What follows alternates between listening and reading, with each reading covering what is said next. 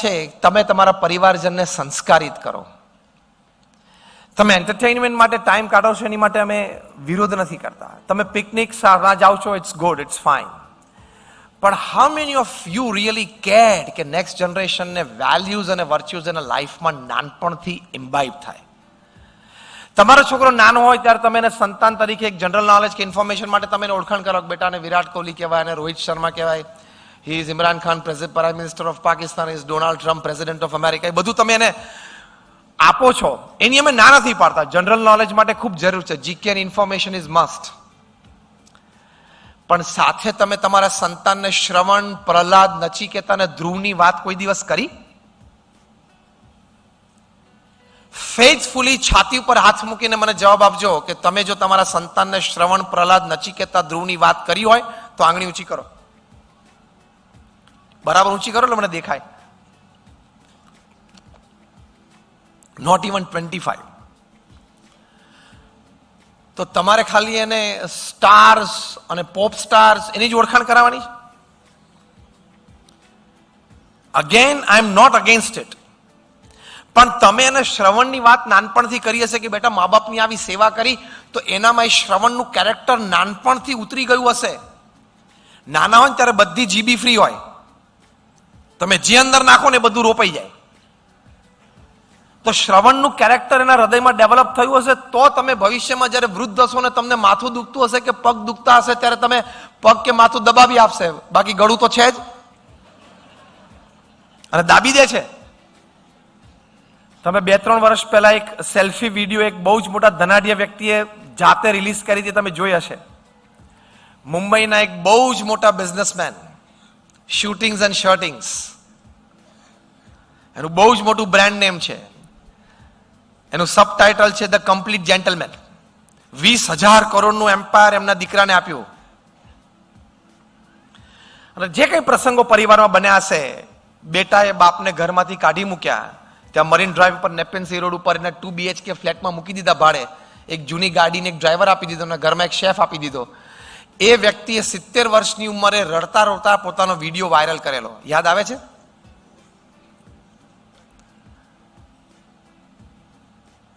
પ્રમુખ સ્વામી મહારાજ એક સરસ વાત કરતા, હું એમને શબ્દશ અને અક્ષરશ કોટ કરું.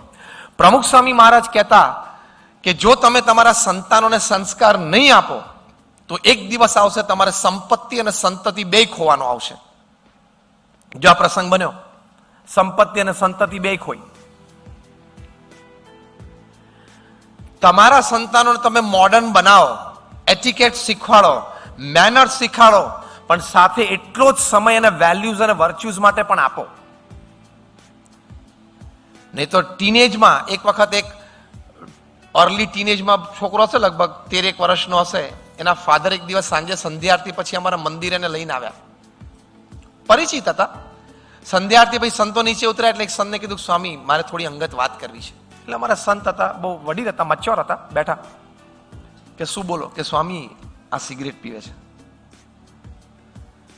એટલે મારા સંતે પૂછ્યું કે તમે જોયું કે કોકની કીધેલી વાત સાંભળો છો અને કહો છો? તો કે ના સ્વામી મેં નજરે જોયું. પૂછો એને. એટલે પેલું બાળક કે હા પપ્પાએ જોયું, એમાં ખાલી આ પાડી. પછી કે સ્વામી આવું ચાલે? આપણા ઘરમાં આવા સંસ્કાર, આ 13 વર્ષની ઉંમરે સિગરેટ પીવે, ઊભો ઊભો 12 ફૂટપાથ ઉપર આખું ગામ જોવે, ચાલે એવું?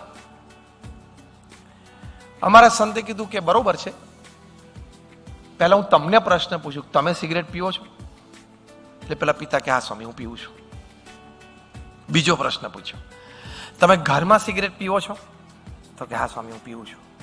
ત્રીજો પ્રશ્ન પૂછ્યો કે કોક દિવસ સવારે કે સાંજે તમે ઘરે હો અને સિગરેટ પીવી અને સિગરેટ ખલાસ થઈ ગયો, તમે આ બાળકને ક્યારે પાનના ગલ્લે મોકલ્યો છે?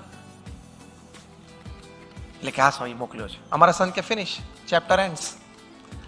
તમને એને ઘરમાં સિગરેટ પીતા જોયા અને પાનના ગલ્લે તમે એને મોકલ્યો, એટલે હવે છેલ્લો એક કાર્યક્રમ બાકી હતો એને જાતે કરી લીધો. બીજું શું? હજી આગળ વધશે. હાર્વર્ડ યુનિવર્સિટીના એક સર્વે પ્રમાણે the first cuss words that the children learn is from their parents and especially from their mothers. બાળકો પહેલી ગાળ બોલતા એના માતા પિતા પાસેથી શીખે છે, ને એમાંય પોતાની માતા પાસેથી શીખે છે. નાનપણ હોય ત્યારે પેલા બાળક માને લુચ્ચો થઈ ગયો છું, નાલાયક થઈ ગયો છું, એટલે પછી નાની આવી બધી ગાળો શીખી જાય.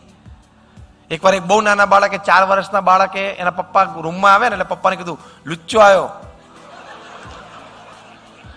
એના પપ્પા તો હેપતાઈ ગયા કે લુચ્ચો આવ્યો મને કે છે. બાળકને તો કઈ નહીં, આમ બોલીને પાછું રમકડા જો રમવા માંડ્યો. પછી ખબર પડી કે એની મમ્મી એને કાયમ બોલે જો લુચ્ચો આવ્યો, જો લુચ્ચો આવ્યો. તેને ફિટ થઈ ગયું, તો પપ્પાને કહી દીધું.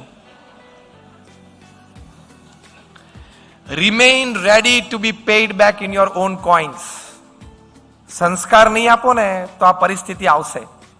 1996 અમે પ્રમુખ સ્વામી મહારાજ સાથે અમેરિકા ગયેલા ફેમિલી શિબિર્સ માટે. ત્યાં ન્યુયોર્કમાં ફેમિલી શિબિરમાં અમે સંતો બધા 10 ફેમિલીને પેલામાં બેસતા અને આખા દિવસની શિબિર ચાલતી હતી. પછી વ્યક્તિગત વડીલો સાથે બેસીએ, યંગસ્ટર્સ, ટીનેજર્સ સાથે બેસીએ, ચિલ્ડ્રન સાથે બેસીએ. એમાં નાના બાળકોને અમે એક ફોર્મ ભરાવડાવ્યું, what you like about your parents and what you don't like. હેતુ એ હતો કે બાળકોના મનમાં શું વિચારો છે એ પ્રમાણે અમે વડીલોને વાત કરી શકીએ.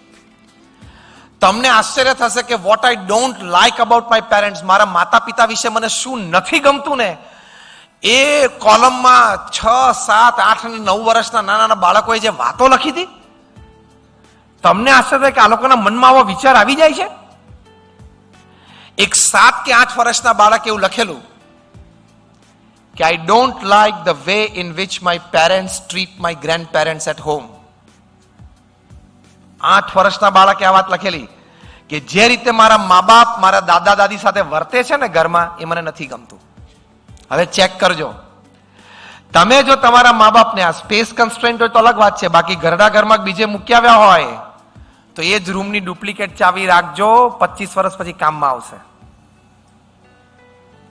કારણ કે તમારા બાળકો શીખી ગયા કે મા બાપ ઘરડા થાય એટલે આવી રીતે ટ્રીટમેન્ટ થાય. તમારા વૃદ્ધ માતા પિતાને ટાણે કટાણે જમવા જોતું હોય કે દવા જોતી હોય, જો તમે થાળી પછાડી તો એ જ રણકાર 25 વર્ષ પછી સાંભળવાની તૈયારી રાખજો. ધીસ ઇઝ અ ફેક્ટ, કારણ કે એને જોઈ લીધું કે આવી રીતે ટ્રીટમેન્ટ અપાય છે. પ્રમુખ સ્વામી મહારાજને ન્યુયોર્ક એરપોર્ટ ઉપર એક પત્રકારે પૂછેલું કે ઘરડા ઘરે ભારતીય સંસ્કૃતિ નથી, છતાં ઓલ્ડ એજ હોમ્સ સોસાયટીમાં આટલા બધા આવી ગયા, એ ઓલ્ડ એજ હોમ્સ ઘરડા ઘર સમાજમાંથી નીકળી જાય એની માટેનો ઉપાય શું? વિધાઉટ અ સેકન્ડ ડિલે પ્રમુખ સ્વામી મહારાજે ચાલતા ચાલતા જવાબ આપેલો. કારણ કે પોતે 3.5 લાખ પરિવાર સાથે વ્યક્તિગત મળ્યા છે. જે આજે આપણે એક સત્સંગ સભા માટે ભેગા બેઠા છીએ, એવી 45 વર્ષ સુધી રોજ સાંજે એમને સત્સંગ ઉપદેશ આપ્યો છે. 2 મિલિયન 20 લાખ લોકોને વ્યક્તિગત મળી એના પ્રશ્નો સાંભળ્યા છે અને આવડી મોટી એક સંસ્થા ચલાવી છે. BAPS સંસ્થા છે, દુનિયાની પ્રથમ 10 માંની એક સંસ્થા છે. અમારી સંસ્થાને યુનાઇટેડ નેશન્સમાં પરમેનન્ટ સીટ છે એઝ એન NGO. આટલી મોટી સંસ્થા ચલાવવાનો એમનો અનુભવ છે.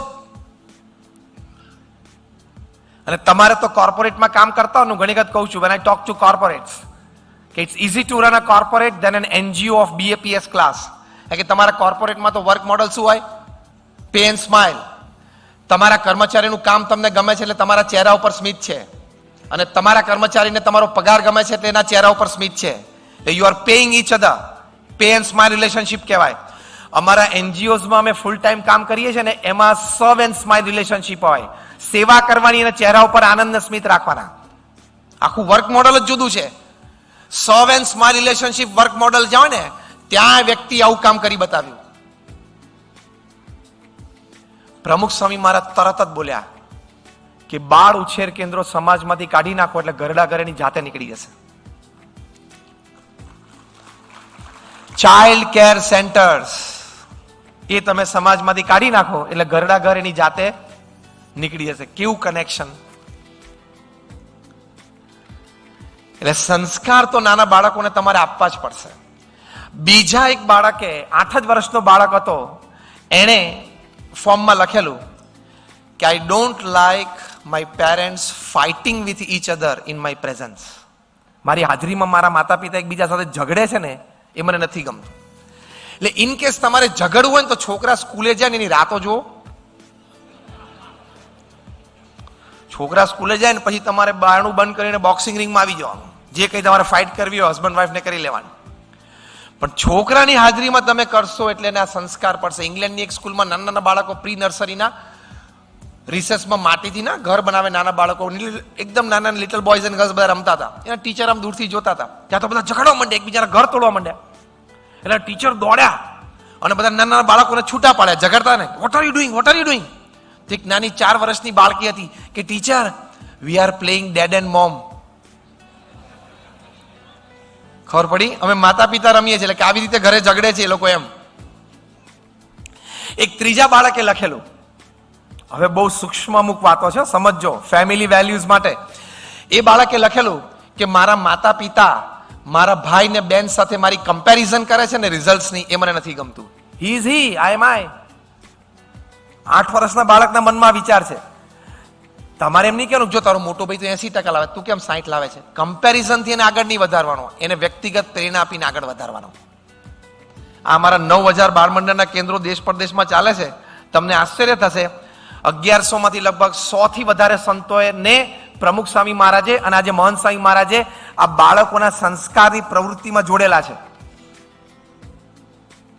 જેથી ભવિષ્યમાં 21મી સદીની આ પેઢી આવી તૈયાર થાય. એક બાળક એવું લખેલું કે why my mom decides what I have to wear. લે, 8 જ વર્ષનો ટોટિયો હતો, પણ કે મારી મમ્મી કેમ નક્કી કરે મારે શું પહેરવાનું. આવી 10-12 વાતો લખેલી હતી. તમારે બહુ જ જાણપણું રાખવાનું વર્તનમાં, બોલવા ચાલવામાં, તો એને સંસ્કાર. સમાજમાં એન્જિનિયર્સ અને ડોક્ટર્સની કોઈ ખોટ નથી, ચાર્ટર્ડ એકાઉન્ટન્ટ્સ અને કંપની સેક્રેટરીની કોઈ ખોટ નથી. કારણ કે જેટલા છે ને એમાંથી 15% બિચારા નવરા ફરે છે, જોબલેસ છે. અને દર વર્ષે ઇન્ડિયામાં 50 થી 70 એન્જિનિયરિંગ, MBA, ફાર્મસી કોલેજીસ બંધ થાય છે કારણ કે સ્ટુડન્ટ્સ નથી. એટલે વી હેવ ઇનફ ઓફ ધેટ. હા, અમુક એનું લોકેશન અને જ્યોગ્રાફિકલ લોકેશન સેટ કરવાનું એ અલગ વાત છે, બાકી we have enough of it. What we need is ethically right people. સારો ડોક્ટર, સારો એન્જિનિયર, સારો ચાર્ટર્ડ એકાઉન્ટન્ટ, એની ખામી છે. તમે તમારા સંતાનોને CA, CS, MBA કરો, okay, it's part of routine, એમાં કઈ બહુ મોટી વાત નથી. એ તો જંગલમાં પણ વાઘણ હોય ને એના 4 બચ્ચાઓને શિકાર કરતા શીખવાડી દે છે. અને એ લોકો જે રીતે એના કબ્ઝને રેસ કરે છે ને, એ આપણા કરતા, સોસાયટી કરતા 10 ગણી ગંભીર પરિસ્થિતિમાં રેસ કરે છે. એવરી સેકન્ડને મૃત્યુનો ભય હોય. એટલે કિડ્સ રેસ કરીને સારું એજ્યુકેશન આપવું એટલે બહુ મોટી વાત થઈ ગઈ એવું નથી.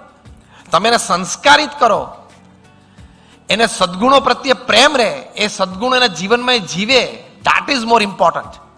અને એક વસ્તુ બહુ જ હકીકત છે, અત્યારના જમાના પ્રમાણે એટલી બધી ટ્રાન્સપરન્સી છે અને એટલી બધી ટ્રાન્સપરન્સી વધતી જશે because of social media. Transparency એટલી બધી છે અને વધતી જશે, અને દિવસે દિવસે કાયદાના હાથ ને કાનૂનના હાથ પણ એટલા લાંબા થતા જાય છે, અને દિવસે દિવસે કાનૂન પણ એટલા સ્ટ્રિક્ટ થતા જાય છે. ગમે તેવો બુદ્ધિશાળી વ્યક્તિ હશે, હોશિયાર હશે, સમાજમાં પ્રતિષ્ઠિત હશે, 500 પ્રતિષ્ઠિત માણસો સાથેની ઓળખાણો હશે, પણ નીતિ નિયમ અને સિદ્ધાંતમાં જો ભૂલ કરશે ને તો પ્રશ્ન આવશે, આવશે ને આવશે જ. તમારા સંતાનોને આ શીખવાડો, કારણ કે સ્કૂલ્સમાં નહીં શીખવાડે ગ ગણપતિનો ગ ગધેડાનો શીખવાડશે.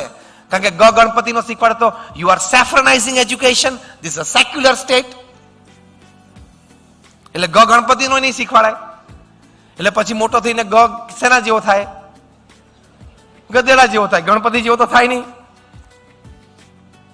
પણ આપણે સેક્યુલરિઝમનો યથાર્થ અર્થ જ નથી સમજ્યા. દરેક ધર્મો સારા, દરેક ધર્મ મોટા, દરેક ધર્મની શીખ સારી, ધેટ ઇઝ સેક્યુલરિઝમ. આ તો કોઈ ધર્મ નહીં એવું નહીં. એટલે પછી શ્રવણ, પ્રહલાદ, નચિકેતા, ધ્રુવની વાતો પાછી નાનપણમાં ના આવે. What I mean to say, આ વેલ્યુ શીખવાડજો, નહીં તો 20, 25, 30, 40 વર્ષનું પણ બિઝનેસ લાઈફ અને કોર્પોરેટ લાઈફ એક ભૂલ કરશે ને નૈતિકતા, પ્રામાણિકતામાં, તો ખલાસ થઈ જશે.